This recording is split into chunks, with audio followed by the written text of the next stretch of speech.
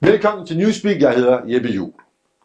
Dagens emne er tragedien Sverige. Den såkaldte humanistiske stormagt vil inden for få år være at sammenligne med en bananrepublik, hvor statens voldsmonopol er ophævet, og dagens menu vil være borgerkrigslignende sammenstød mellem indvandrere og venstreradikale på den ene side, og en selvskabt, voldelig højreradikal gruppering på den anden. Sverige er i dag fortabt land, der i de kommende år vil synke længere og længere ned i en sump af civil ulydighed og selvtægt. Det er altså, hvad der sker, når statens voldsmonopol ophæves, og når kritikerne af den førte politik fryses ud med noget så sølle som et nazistempel. Forleden gik det svenske politi ud og indrømmede blankt, at de står over for et regulært systemkollaps. Ja, der er nu ifølge svensk politi hele 53 områder, hvor de indrømmer at have tabt kontrollen, hvor de ikke kan komme uden at være i mange biler og uden ofte at have skudsikker veste på. Det samme gælder jo også ambulanceførere og folk, der kommer med brandbiler.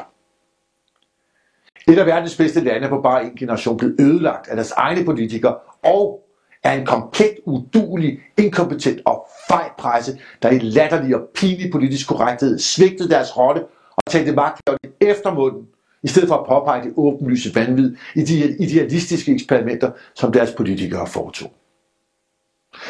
Pressen er så småt ved at vågne lidt op, og den er sluppet ud af flasken, men det er for sent. Alt for sent. Skaden er sket, og nærmest uoprettelig, og jeg siger nærmest uoprettelig, for tænk blot på, hvor en smertefuld og blodig genoprettelse det vil blive. Jeg tror faktisk ikke, det vil kunne ske under demokratiske forhold. Er Sveriges fremtidige statskup eller sammenbrud? Ja, det er ikke umuligt.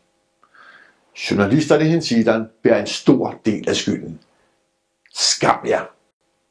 Politikerne ved også selv, hvad klokken er slået. Se lige en gang på det her klip fra december sidste år, hvor deres vicestatsminister Åsa Romson fra Miljøpartiet De Grønne brød flæbende sammen, da det gik op for hende i al sin gru, at grænserne skulle lukkes. Partiet just kring verklighetsbilden, men de senaste veckorna har jag blivit helt övertygad om att bästa sättet att hjälpa mina miljöpartistiska kommunalråd är att ändå göra någonting.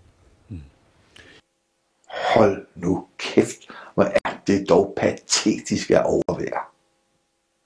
Et lands behandling af deres jødiske minoritet har altid været en sikker lakmusprøve på, hvordan det står til. I takt med den muslimske indvandring er antisemitismen naturligvis eksploderet i Sverige.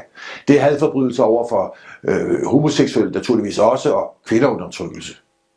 Og i går, ja, så kom det så frem, hvorfor den danske skuespiller Kim Bodnia pludselig og helt uventet holdt op i dramaserien Bro. Especially in Malmö, where we shot the bridge in Sweden, it's not very nice and comfortable to be there as a Jewish person.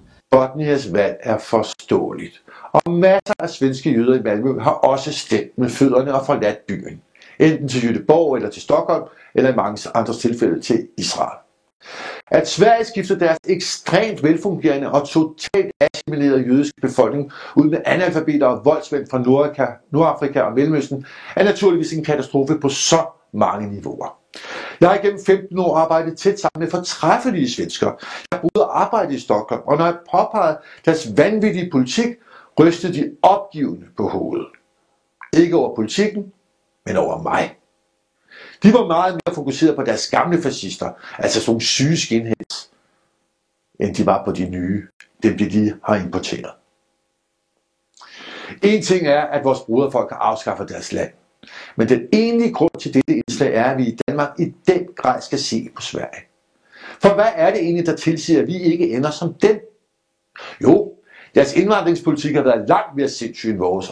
Jo, vi tog, takket være hædersmænd som blandt andre Søren Krag, debatten 20 år før svenskerne nu er blevet tvunget til det. Men, på et eller andet tidspunkt i fremtiden, så vil vi jo også have den samme procentvise andel af uintegrerbare grupper, som Sverige har i dag. Hvis altså ikke vi handler konsekvent. Og det er nu. Erfaringen har nemlig vist os, at integration ikke er hverken målet eller midlet. Danmark skal derfor øjeblikkeligt lukke grænserne for muslimsk indvandring og droppe alt sniksnak om integration. Hørte I det, Løkke, Pind og Støjberg? Det er ikke integration, det gælder. Målet vil fremdeles være assimilation. Skik følge eller landfly. Du har set Newspeak Network. Jeg hedder Jeppe Juhl. Gud bevarer Danmark. Jeg tror desværre ikke, han kan nå at redde Sverige.